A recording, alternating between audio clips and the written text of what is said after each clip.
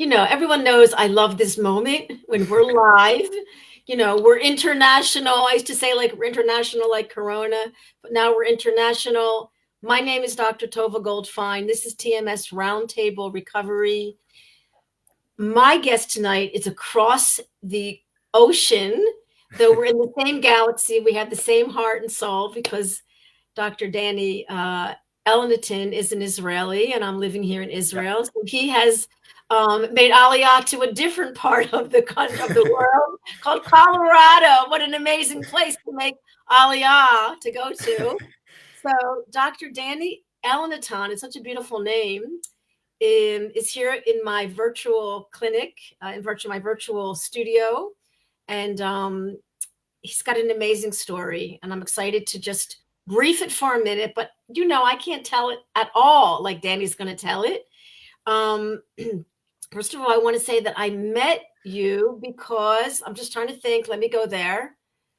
I found Charlie, and I know you're connected to Charlie, but I didn't find you through Charlie because Charlie's in Colorado. But I feel that we're like husband and wife now. Who remembers the story correctly? Right, exactly. Well, that was our first date. Initially, it was actually a few years back. Yes. When I was helping someone in Israel, and I was looking for someone to help him, and you came up when I researched you, and we actually we wrote back to each other and talked a little bit back then.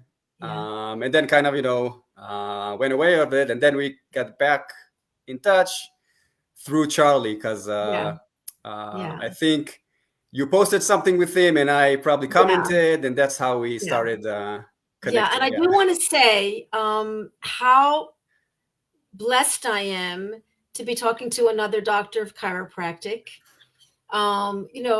People come in every day and like, what kind of doctor? Are you a doctor? Like, what kind of degree did you have? Was it in the mail, your degree? And I'm like, like a doctor of dentistry, a doctor of podiatry of the foot. We dissect a cadaver. We have to take an internship. We have to take boards. Like, we are a doctor. And even like 40 years ago, I was in school. It was much easier. It's much more rigorous now. And so I'm blessed to be a chiropractor for various reasons. And I've had a handful of chiropractors on my broadcast for various reasons because of their connection with the mind body. But every chiropractor, doctor of chiropractic, has a part of their learning, which is super philosophical, very much about a deeper healing, very much about a spiritual healing, about an innate intelligence, which we won't really talk about, but it's almost as if, meeting a chiropractor, doing the mind and body work feels like, wow, well, this was what we were meant to do. And, so flying the flag for just chiropractors in general, they do amazing work. They are probably one of the few professions that treat the person, not the disc. They will look at your disc, but they look at you. They make eye contact and they want to see what's going on in your day. So I'm all for chiropractors. And even in the mind body Sarno world, we have a little bit of a conflict, but we're not going to go there. But more important is, Dr. Daniel, you are a chiropractor who absolutely is holistic, but you write mind body on your website. You've yourself, which I didn't realize, have a story. And so I'm going to be quiet, and I want to start at like a young boy having migraines. I mean, I can't even imagine. If you could just go through a timeline for the listeners and talk about how you lived with those migraines and how you yourself figured out, without really like a Sarno book being thrown at you like Alan Gordon, but how you kind of figured out that this was mind body and how you've been in recovery. If you can start, and I'll just sit back and listen. Sure. So I think part of the reason that I probably was or have been suffering, from different conditions was the reason that I'm not comfortable talking about myself, right? I was always this shy little boy. So you hold up a lot of emotions and stuff like that. And it's a journey. It's still a journey. We're always getting hit, in life, and getting up and figuring out ways to walk stronger and further. But going back to when I was a kid, to my story, basically I've had really, really bad migraines since I can remember myself. It was really bad. I had it when I was way younger. I had it more frequently during the week. The piercing headaches and the aura, and running to the bathroom, and just my head, half of the time my head was down the toilet, because you have to throw up, and it just was horrible. And you're a kid, your family tries to help you, and my mom also, she had very bad migraines herself. I think my brothers also. So it was in the family, so you grow up, it's like this condition that's around you, and doctors say it's genetic, and the best thing they can say is, take these pills and stay away from cheese and chocolate, and hopefully you'll be okay. But it never went away. And actually, as I was growing up, it kept getting even worse. And again, going back, if we want to throw in some emotions into it, now, when I'm sitting here, I can understand a little bit more what was going on. But back then, again, I was very shy, and I was very anxious about any social interaction. I had very, very low self-confidence. So for me, just the act of going to school was every morning was a fight, was a struggle, because I didn't feel comfortable in that environment, and that just intensified, all those symptoms to me. And what's funny is that the one thing that maybe did help me reduce some of the migraines was doing exactly what I felt that I should do in life, and that was just going to my room, hide, turn the light off, maybe turn on some music, just to get my mind off of things and kind of relax. In a way, thinking about it today, what I figured out is probably what, like, Alan Gordon is talking about, like, the somatic scans, and just relaxing your body, and letting the pain be there. Right. Excellent. I was a kid. I didn't realize, but instinctively, that's what you do. That's what I did. So that went on for again, my whole childhood into high school. It's just interesting. I just want to make a point to the listeners. Here you are, a young boy, and as an adult, we're sort of more scared of the pain because we understand it as an adult. And here you are, a young boy, of just like, okay, there's this discomfort. Like, just talk about that, because like the difference between how adults, the fear pain loop is so prevalent, and you were just like working through it, like moving through it. So it's fascinating. Maybe share what could have been going on in your little head at the time. So my mentality has always been to work through a situation. And that's what I did. I mean, I used to get those migraines. I didn't understand why they happen and why they don't go away. But when they did happen, I got to a point where, okay, I've been trying to fight it and avoid it, and it's not working. So maybe if I just go and let it be, and it might take a few minutes, it might take an hour, it might take a day, but just let it be. I'll try to, just relax, get away from whatever I've been doing. Obviously, it's not helping me at the moment. And then, come back. And it used to happen. Sometimes I used to just, relax, pass out, wake up, and felt, better. And, but yeah, it came kind of natural. Amazing advice from a little boy. So yeah, that's kind of how I have dealt with it throughout the years. When I was in high school, I kind of I knew that every Sunday morning, that's in Israel, Sunday you go back to school. Every Sunday morning, we had the PE class, and I knew that I'm gonna have a migraine. It became like this pattern because Wow. the week is starting. I'm going back to school. I'm gonna have a migraine, and that Wow. happened. So every Wow. Sunday was a horrible day for me. I would get this horrible migraine. It will last, for a couple of days, go away, and then again, every week the same pattern. And again, I didn't realize, what's triggering it. Today I can say that I was just still, very stressed from my environment, always.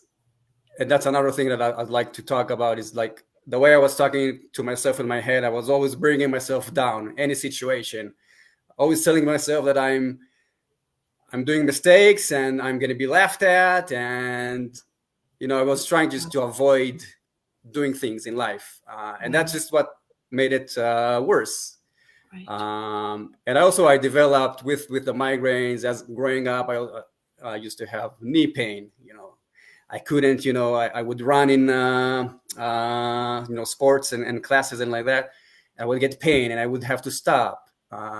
It would get turned into shin splints, and then you go to the doctor and that's a real thing. You have shin splints. What are you gonna do? You have to rest. But it just kept happening and happening and happening.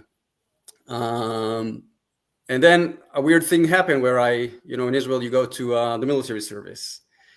And that was the first time in my life that all of a sudden, everything disappeared. Like the migraines disappeared, the pain disappeared. It was gone. And what was funny was it should be worse. No, I'm in this military environment. Why am I not suffering more? I'm not sleeping. Yeah. I'm being yelled at. What was going on? What was going on neurologically? What's happening? Going on? The thing that was going on, I was actually taken away from the environment that I grew up in that was making me stressed. And here I am surrounded by people that are just like me now. We're all, no matter where you came from, now you're in the same level. You're all are being yelled at. You all have not enough sleep, physical activities. Right. I'm like everyone else now. And I don't have to do more. I don't have to do less. I'm just like everyone else. So I didn't have to think about all that stuff. And I just got busy in the the daily activity, of just you were living your life. You weren't planning, yeah. And then again, after a while in the service, when you get used to a situation, then everything comes back, the old habits, and you start to again analyze what's going on and yourself.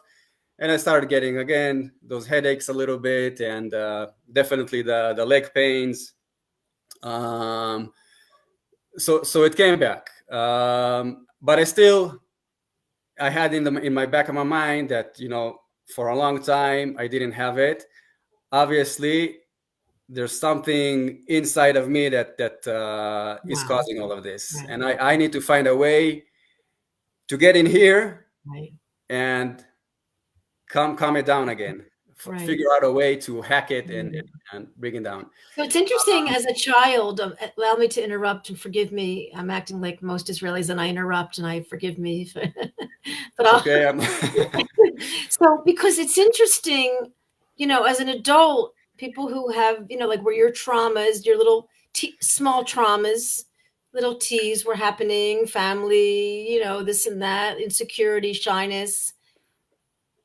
Now, you didn't get an opportunity to like go down the rabbit hole and go to doctors and have the medical trauma. You just were like you didn't have to go through that, which is like a whole chapter, a whole chunk of shit that people go through that creates a deeper depth of like, I'm not going to heal, because the medical community, you didn't have to deal with that, which is kind of interesting. So you kind of drag this ball and chain. You lived your life fully as best you could, managed to grow up, go in the army, move away, marry your sweetheart, like your dream wife. Like you managed to so you obviously like had this ability to move forward and see forward, and talk a little bit about that at this point where the pain returned and you're like still moving on with your life and not like feeling like a victim, but more like what's going on here? Let me. So yeah. So if I track back again to the earlier years, for some reason, and even now I'm not sure why, I was always kind of pushing against medications, or even taking ibuprofen for a headache. I had a hard time with it. I used to take it because it sometimes it would reduce the pain, but I felt really bad because I always felt I should be able to address it myself. I don't need anything from the outside. I should find a way to do it on my own. So I really felt bad with any medications, and that's why I didn't go a lot to the doctor. And I guess my mom is part of it, because when we needed to, she would take us to the doctor, but she wasn't, like all into it. Yeah, she would. Her mindset was, things happen, let it, kind of go, and it'll be okay. So yeah, my mindset was just not to look for an answer outside, look for the answer within. But again, you don't have all the information, and it's hard. And another thing that I've been struggling with, I didn't mention, was because of all that, different, now I call it qualities, but different personality issues that I was going through. I developed this really bad depression throughout life, which may came before everything, or together, or I don't know. But I did, for years suffer from very bad depression. And again, I think people that are listening to us might be able to relate, is that when you're going through something like that, you kind of develop a different personality. Like, there's one person that will show the world, that tries to be very normal and active and happy, but then there's the person that's always inside, that you stay with, and it's very dark and gloomy and suffering, and that's what you're trying not to show, but it's always there. And that's kind of how I live my life. So yeah, I always had that active, happy person that I showed to the world, and that's how I got through things. And I did meet people, and obviously met my wife, and we had a wonderful family, but it wasn't easy. And even throughout the marriage, things come up, things happen, and as you become an adult, and you have to find work, and you have kids, and more stress, right? And it's really hard to focus on yourself. So I kind of losing my train of thought here. That's okay. But, you're human. So basically, I'll get you back on it. So what happened is, you get out of the Army, the symptoms return, you decide to, whatever, travel, go to Colorado, but you became a doctor. But still in you was this, like, I can heal myself. Like, this is nothing, like, because we were talking before the broadcast about even anything from Sarno to Schuberner to Schechter to Alan Gordon to Pain Brain. Like, this is not new. Like, Louise Hay knew, the Buddha knew, the Tao knew, like Dalai Lama knew. I mean, Moses, Jesus, even Allah, like, they knew about the ability for the body to heal, and that the body has the solution before the problem. So you had said, like, you're figuring, like, my body got me sick, my body can get me well. Like, that's profound. So that was instilled in you, either from a grandparent, a great-grandparent, a past life, but you knew ultimately that you could heal yourself. So let's start there. Exactly. So that notion was always there, and I kept searching for the answer, basically. But I guess even though I was aware of it, I probably wasn't asking myself the right questions. So I've never found that piece that I was looking for. And that's what when I was going on that tangent before, I always found myself struggling, in different situations. But yeah, I think overall is anytime. So I think basically what got me to start really get into it was the leg pains, because I said, okay, the migraines I still have them, but they're kind of tempering down. But now I'm dealing with these leg pains every time I get into a stressful situation. What's going on here? And then continuing to go through more phases in life, I developed back pain, and I can I'm jumping ahead, but when I became a chiropractor, all I heard about is you're going to blow your shoulder when you work as a chiropractor. And sure enough, it happened to me. Like I felt this horrible, when I started practicing, horrible shoulder pain. And I went and I got imaging, and I forced like, oh my God, look, I have an impingement. What's going to happen? I can't practice. I'm young. So you start building those stories. But then I brought myself back, calm down. Tell yourself what you've been telling yourself for these past years. Maybe this is the time to really realize what you need to do. There's not a real problem, physically at least. It's okay. There's no injury, and that's how I would talk to myself. There's no injury. Nothing. No one did anything to you. So just try to go through it and see what's going on. See, maybe there's something else involved. So a lot of the times it was, stressed. I was stressed, about what's going on. So I did stuff to either deal with the situation that was just stressing me out, or just calming myself down. And then the pain would go away. So just basically I would kind of take myself out of my body, look at me from the outside. Wow. Give myself a good scan, jump back into the body, and kind of, okay, I'm feeling this, but I know it's not going to get worse, and let's just continue with my life. You're doing PRT. You're doing pain reprocessing therapy. It's exactly what you do. And that's, sorry, I'm sitting on a Bozu ball here, so I'm kind of bouncing. Okay. That's okay. So yeah, that's why I'm kind of, today I'm kind of, when I'm introduced to people like Alan Gordon and Charlie Merrill's work, and Dr. Schubiner and Dr. Sarno and all that, it's kind of, I'm laughing to myself because, I've been teaching myself how to do all this stuff, and I've never realized, there's a technique out there, or a medical method to treat people like that. Right. And so it came to me very natural. And this is how I actually got to know Charlie, is that as I was working more and more here in Colorado with people, I started shifting my practice more to that mind-body concept. And I started feeling lonely because I felt like, oh my God, I'm the only practitioner that thinks about it. The people that I'm seeing now and talking to about it kind of understand, but they're pushing me away because it's a hard concept. So I started looking for people around me that are doing maybe the same thing. So I look in my network and around Colorado, and Boulder is like a heaven for people who do mind-body work. Mm-hmm. And that's where Charlie is from. So I reached out to him, and I got to say, he's like probably the most, human person that I got to meet. He's very down to earth.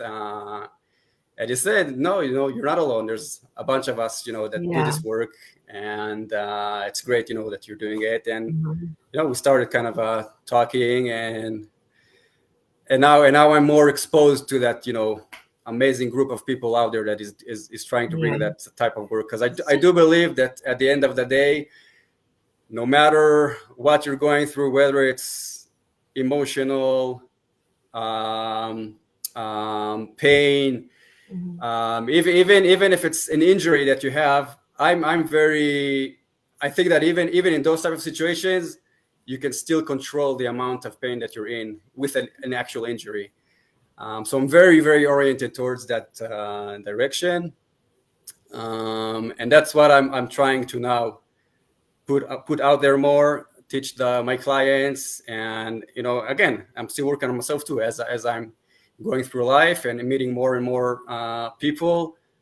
I just keep on learning and see what's working, what's not. How can you talk to this person and make that shift in their minds? But basically, what's the best way to bring the change that you need, so you can move forward, right, and not go back.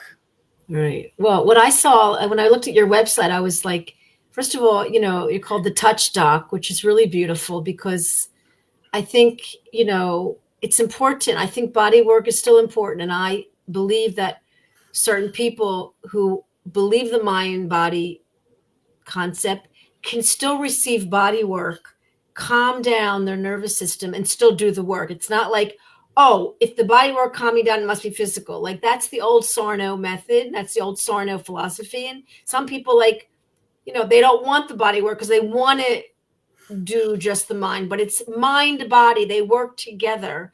And for so many people who don't even get into the rat race, it's because they got better with the adjustment or the qigong or the acupuncture, because it's, but we're talking about people that are stuck, people that are smart, sensitive individuals that understand the concept. They know the evidence. They know that it's neuroplastic or mind body, but they're getting in the way of themselves. So let's chat about that to help some of the listeners who, might feel desperate, might feel that the body's against them, might feel that they're a victim, because they can't seem to get out of the way. And so I saw on your website, and I wanted to talk about a little bit about the energy work. 'Cause I think for some of us, we're not going to get there through thinking. We're going to have to go into this energetic place. And so I saw about the medical qigong, which I've met people here in Israel that have done qigong, medical qigong. And for a while I was thinking of learning it because I was very excited about it, that have healed everything from cancer to MS to arthritis doing medical qigong. And I'm thinking like they're going ahead and working on their qi and calming down their energy and bringing the energy into their center. It's like, what's happening like with the energy? Because it's fascinating. For some people, it might help them come out of their head into their body. Obviously, they're into their body and out of their head. But if you can talk about the energy work, it might help some of the listeners who are stuck in the loop of the intellect because they think that their brain is controlling them and they don't realize that they're in control. Can we talk a little bit more about the energy work and like Qigong, which is an incredible somatic physical exercise? Sure. I just want to touch one thing that I mentioned before, and you kind of threw out two words out there. When we're going through a situation, we tend to victimize ourselves. And if it's pain, we think our bodies are against us, right? Why is it happening to me? Why is it not going away? And we start building fear around it and all that stuff that has been talked about with other people. But so first of all, that's the biggest mind shift that I made with myself, was stopping victimizing myself in every situation. Wow. And once you can do that, I think all possibilities are open, because you're not looking, at life from down here. You're actually up here, and you're confident, and that's nothing is happening to you. You're making stuff happen, and you have to figure out how to resolve it. Say that again, because for some people it could be the breakthrough.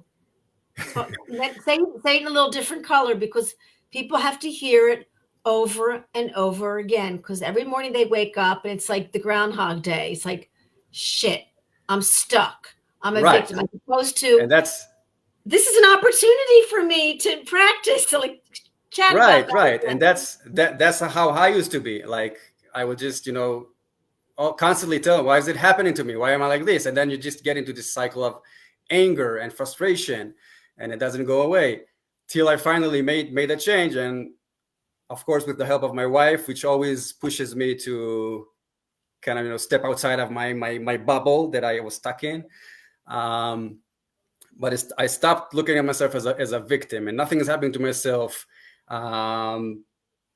This situation I was trying to work out didn't work out, not because of me or because of that I met bad people, just because it didn't work out. It's okay. It happens. My kids are driving me crazy because they're kids, not because they're trying to ruin my life, right? No, but really, like and the kids are a great example, because you always get sucked into it. Like, oh my God, my kids are the worst, and they just drive me crazy. But what's really going on is you're stressed about your own life, and you're tired, and you're not allowing your kids to be kids. And it just, the way you react to them just brings it on. And that's the way you react to yourself brings out more pain. Amazing. So stop, thinking like things you're saying. One, you took responsibility. You're taking responsibility for what's ever going on. I definitely still am. Yeah, and three, so one is not being a victim. Two is taking full responsibility for what's going on. And three, external things are happening. And, Dispenza talks about this, and, Deepak Chopra talks about this. Like, external things are happening all the time, and we're all affected by it. But we don't have to be in physical pain. We have to look at our internal response to the external, right, and see that we are power. We can boomerang it. We can feel bad, feel shitty, feel angry, throw something across the room, get out of, have a joint, whatever we need to do, but we don't have to have pain as a response to external things. And it's powerful that you brought that up. Yeah. And one of the things, that used to drive me crazy is when you have clients come in and they say, fix me, you got to fix me. I'm not leaving here until you fix me. Right. Yeah. I have this thing going on. Just do whatever, do your magic and fix me. And I'm like, I'm happy I can help you, but I'm not fixing anything. I'm just working with you. You're giving me the answers. I don't even know what's going on, right? I don't even know what to do. I'm just working with you, and we're feeling what's happening. I'm listening to your story, and I'm just helping you see all the information so you can sort it out and make the decision on your own. So yeah. So let me kind of come back to your question about the energy and energy.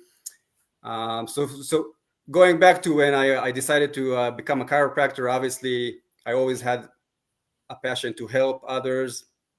I was looking for a profession, and I was looking for something that I could spend time with people. And when I heard about chiropractic, where you can heal with your hands, I loved it. And then I jumped into it.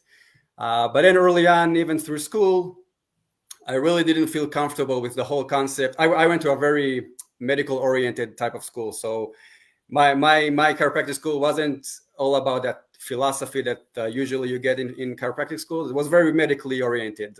We basically got the same training as orthopedists or sport medicine doctors, which was great. But then I just started actually growing away from it because it didn't feel right. Like you're trying to force diagnosis and tests and exams, but I didn't just feel comfortable with it. So early on, I started working in different clinics just to get experience, and I couldn't practice as a chiropractor because I didn't graduate yet. So I did a lot of soft tissue work on people. And that's when I discovered the power of touch. Just putting your hand on someone and feeling their bodies and connect with them.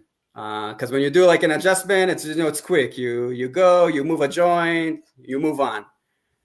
But when you really lay your hands on someone and give it a few seconds, two things happen. The person feels very safe, and you feel like that you're feeling that they are safe. So there's a really strong connection there. So that's why I always like to use touch, because it just builds a very good connection of safety and trust. And then, of course, you can go through the body and feel different areas, what's moving, what's not, what's affecting what. There's a whole story to it, which we won't go into, but it just gives you a lot of more information. Mm-hmm. The energy aspect of it is also something that I stumbled on without realizing.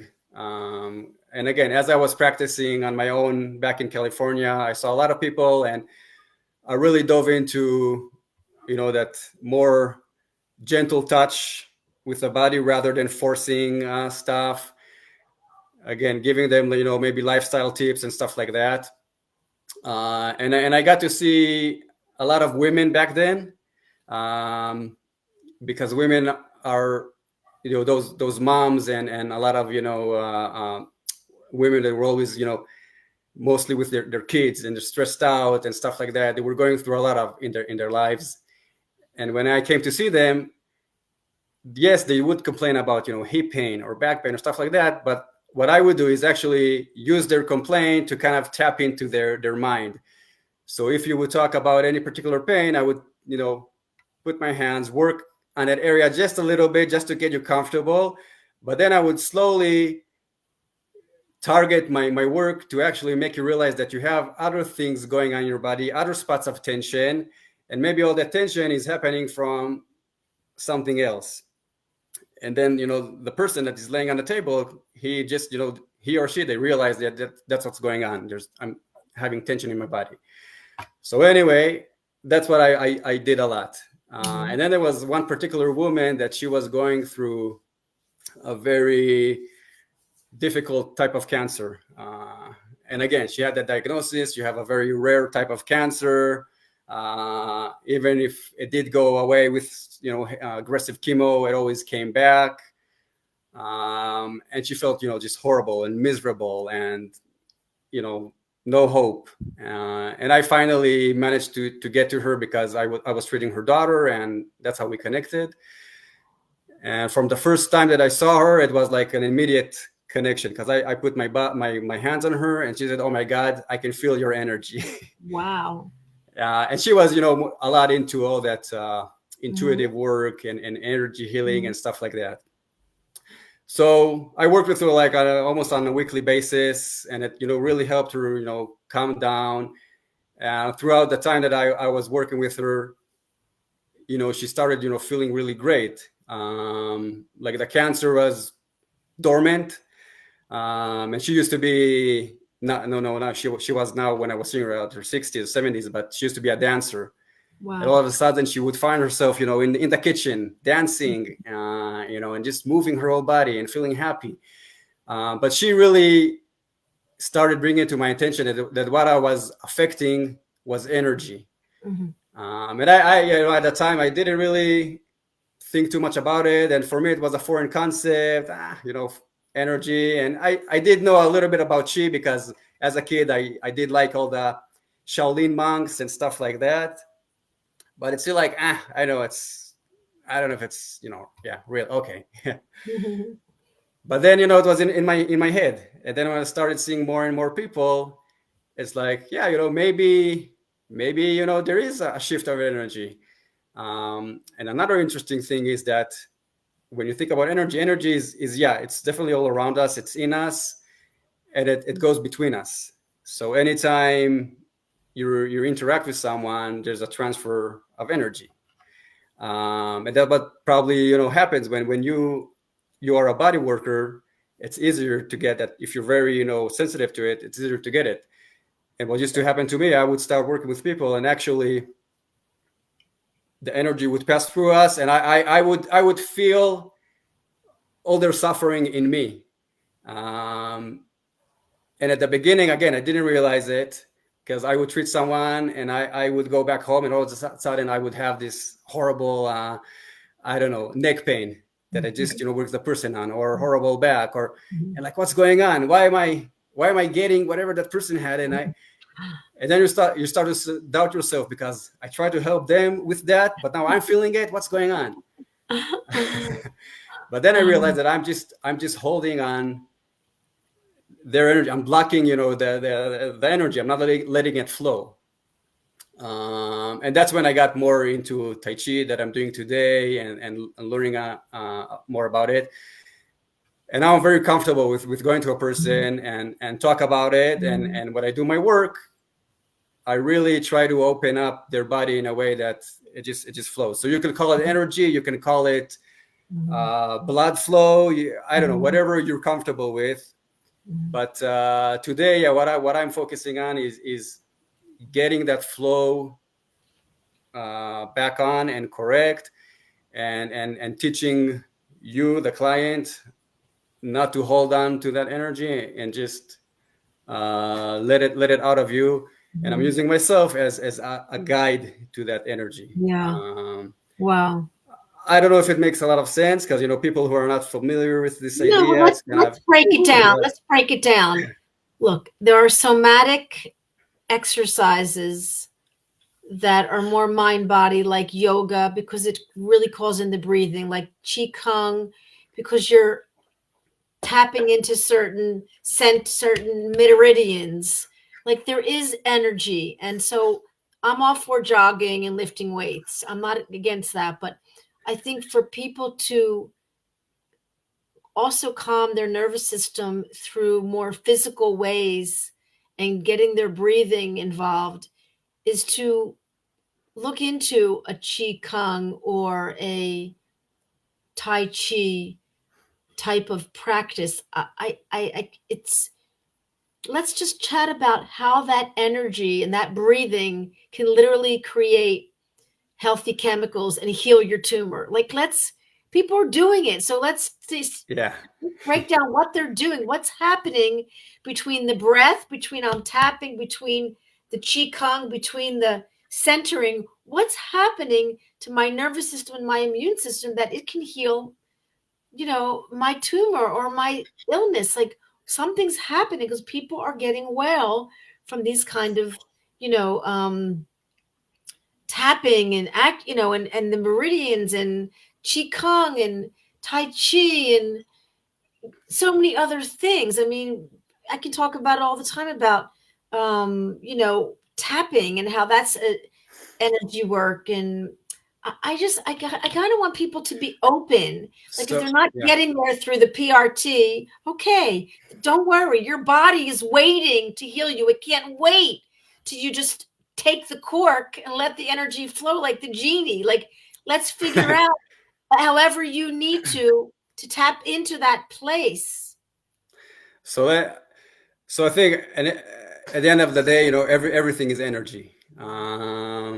Everything in us, around us, even objects, everything has energy. And if you're a sciencey person, you can go and read about it. Everything is in constant motion, and that's what we do also with chiropractic. Without realizing, we're introducing energy to a specific area. But if you're not comfortable with calling it energy, then fine. Just call it relaxing. It's the same idea. And all those modalities, yoga, tai chi, I don't know, even Pilates, stuff like that. At the end of the day, what you're doing is, you're putting yourself in maybe a challenging physical situation. You're doing some exercise, but what you are really doing without realizing is you're actually going into a meditative state, and you're relaxing yourself. And that's why you feel so good, because all of a sudden, all this fire that's raging in you is coming down. You're not focused on your daily thoughts. You're focused on one thing, and I think that's what people should realize. If you go into yoga or stuff like that, it's not about how far can I reach with my legs or stuff like that. It's about just being in the moment. Wow. And connecting to your body. That's what everything is about. And that's why, again, going back to why I do work with the body, is because while the brain and mind they impact everything, I think the best way to get into your mind is through your body. Because again, if that's all the trauma therapy. That's what they're doing. Right. Because I mean, you're never going to tap in there just by telling yourself, oh, stop thinking this, stop doing that. You have to really. So what usually happens with people is that we have all this mess going on in our bodies, in our mind, and it's translating into the body. It's just sending messages to the body. It's receiving messages and over interpreting them and stuff like that. That's essentially what pain is. It's just mixed up messages that are going overboard. So what I'm saying is, okay, let's do the opposite. Let's use your body to tell your mind what to do, and then we'll get that messaging system kind of more regulated. Mm-hmm. So that's my approach. Again, bring me back to. No, that was the greatest. I was like thinking as we round up the hour, that was the greatest piece of advice. Like, because somebody in pain or with symptoms, if you can get up and just move around and lift your arms and tap, or I love the qi kung move where we're talking about. Like I love. We're talking about tapping. So yeah, tapping is just another way. So if you look at it from the perspective of Qigong and Eastern medicine, when you're tapping on certain areas, yeah, you're moving the qi, the energy around. If you look at it from what's like the latest, thing is to talk about the vagus nerve, right? So when you're doing tapping, you're affecting the vagus nerve, and you're activating the vagus nerve, which is activating calming the your nervous system down. Right, but it's just a way to relax. Interesting thing is that once you understand it, it's very easy and simple to take care of yourself. But because it's very easy and simple, it's also very hard to accept, right? And I have people that come to me and we'll go through a whole story, and I'll examine them, and nothing is physically wrong, and when I feel that they're ready for it, I'll tell them, listen, don't look for any more answers. Don't go to other doctors. Like, you're fine.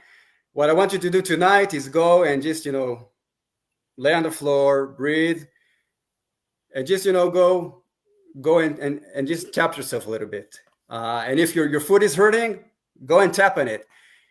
And they'll look at me like, yeah, okay. They'll laugh, and then they'll come the next time, and I'll ask them, okay, did you do it? And no, yeah, I tried, the different exercises, but because they think it's so simple that why would it work, right? I need to struggle. I need to struggle exactly. to get better. Where, yeah, exactly. And that's another thing. That's why my job can be simple, but it's not, because I would see a person, then they'll go away, and obviously you're still in pain, you're still struggling, it doesn't disappear instantly, and they'll go and see other doctors and orthopedic surgeons and all that stuff, and they'll tell them different things. So it's very easy to buy into that because they're showing me their evidence, and I can see there's a problem, and I'm never going to get better if I don't do this procedure or that. And what you're telling me is, if you just change the way I'm viewing it, or tap, I'll be fine. It's not what I'm saying, but again, it sounds too simple. Like it can't be. Yeah. On the other hand, I did have people which, again, you build it, slowly, but we got to the point where they realized that everything I've been going on through the past years, yeah, maybe it makes sense that I'm causing it myself. And I had people that, couldn't literally walk for 2 years. And all of a sudden they started walking and hiking and stuff like that, because they realized, wow, I do control my own body. I do have a say. It's not happening to me. And, maybe that doctor was pushing to do like specific injections or stuff like that. But you know what? Yeah, I don't want to take it right now. I want to explore what this other, chiropractor told me to do. And all of a sudden it makes sense and it works, and they can see the new evidence. And that's when, the light bulb goes off. And that's when, I feel like, wow, great. You're on your own now. You got it. Yeah. Wow. So many major, points, but, and I've been doing this for 5-6 years. I haven't missed a week. And yet every week I hear similar things, but in like with a flavor, like a different flavor. And this flavor that you brought to the studio and tonight's show is just so relevant to people. And, the people that are struggling the most and suffering the most, it's like, there is hope, and it's in your body. Don't look far. And I'm not talking about people that are going to the medical doctor. We're not having that discussion. People that are in this body-mind world, and there are hundreds. I mean, I have these Facebook pages, and people are joining every day because they're just like, they want information. And I'm like, where do these people come from? Like, the medical system is not failing you, but they're not giving you the answer for chronic pain. Or if they are, you're getting better. But if you're not, you're in the Facebook world, you're in the Charlie Merle world, you're in the Alan Gordon world. You're like, I want answers, and the answer is inside. And that may be the title, when I put it on YouTube, like, don't go far, turn Right. around, go inside. Like, that's relatable. Like, wait a minute, this is but let's just chat for a minute. Why don't we believe it's inside? Why is it so hard to believe that we are the answer, that we have the solution? Yeah, I totally agree. And I would like to end up with, one last, thought is that, initially, before I even got into what I'm doing today, I was always geared towards, medical stuff. And back then I was more working with animals, originally. And I remember I was working in this pet clinic, and every time people would come with their pets, they were so nervous because, the pet was about to get into surgery or something. And I would always look at them and say, don't worry, it'll be okay. Because my simple version of life is, no matter what happens, even if it's bad, it's still going to be okay. It's not the end of the world. I mean, okay, we're going to figure out how to deal with it. And the veterinarian that worked with me, she would get like so upset, like, you can't tell that to people. You can't give them hope.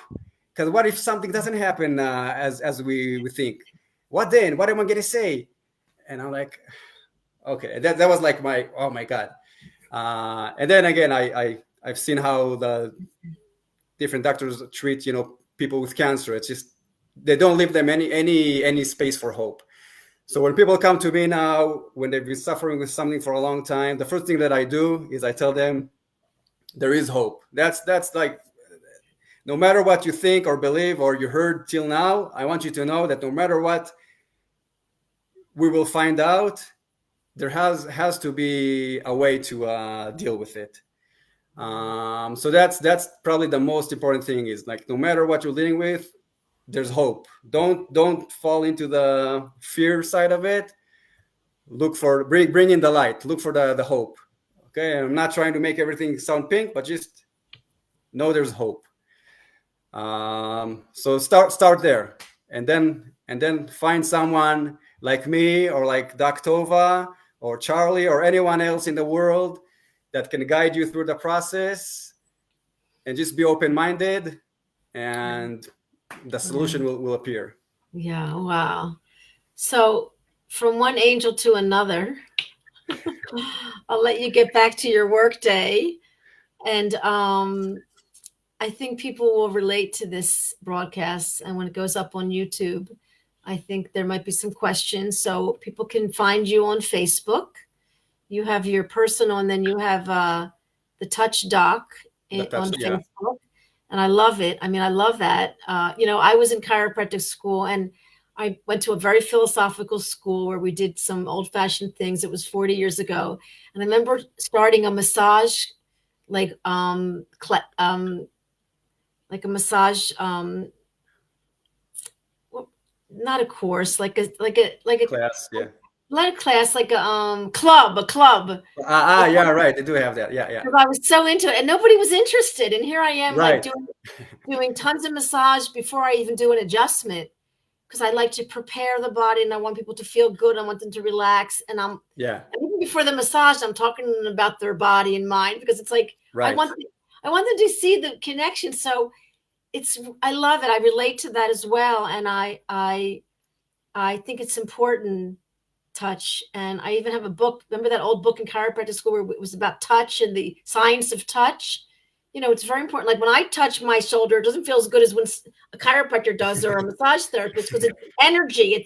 It's some other energy coming in. And, I'm very much into the energy regarding praying and regarding, the quantum. And this is very scientific. This is Louise Hay, who didn't talk science, but she was like right, there. And so we're coming around, we're bringing things around. And, the old medical doctor with his black bag would go into the garden and take out an herb and give you an herb. And so did Rambam. And, right. And so we're not talking about anything so drastic, and we're not against medicine here. Please go get the steroid, go get the chemo. It's about integrating. And I think that's what's wonderful about when we talk about our being a doctors, it's like we're not against the medical model. We're about working with it. But you're going to have to understand there's a partnership here, and also you have to partner with your doctor. Yeah, yeah. It's not, again, your doctor is not going to heal you. He's not going to do the work for you. I'm sorry to tell you, but Yeah. you're going to have to do the work. And it's actually, once you realize it, it's very empowering, because now you don't have to rely on anyone or anything. Right, right. So, Amazing. Amazing. Well, look, I never like to say goodbye. I like to say, you know what? Let's meet again. Let's continue this conversation. So we'll see each other again. And I'm just thrilled to meet you offline, online, to share this broadcast with people, to learn and to integrate and apply. If anyone has any questions, they can reach out to Danny. And, I'm really, really happy that we got this together. I know we met a few months ago and we put this on the calendar, and you were right there with me. And I appreciate you being your shy little self and coming out here and and so you're practicing. You got to practice today, to talk about your story.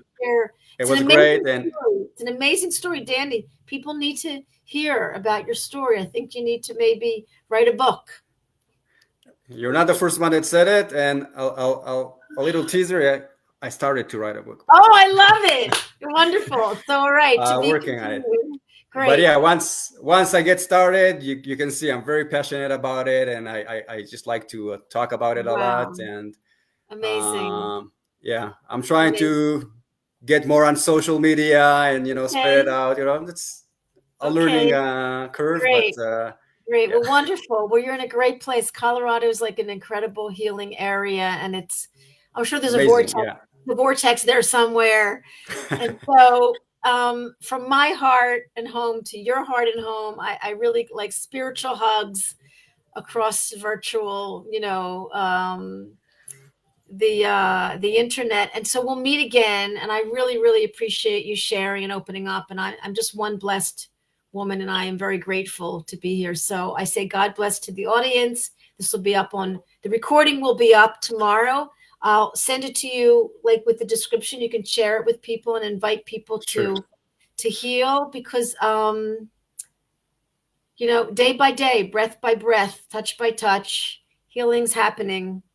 I really, really appreciate it. Thank you so much, for providing this platform. It's amazing. And obviously I feel like there's so much more we could have touched today. There's always more. But it's an amazing place for people to come to and be heard and listen to. So great. Beautiful Work. Bless your heart. Have a great day. All right. Bye, my dear. God bless everybody. Bye. 1 second. It's going to be off in a minute.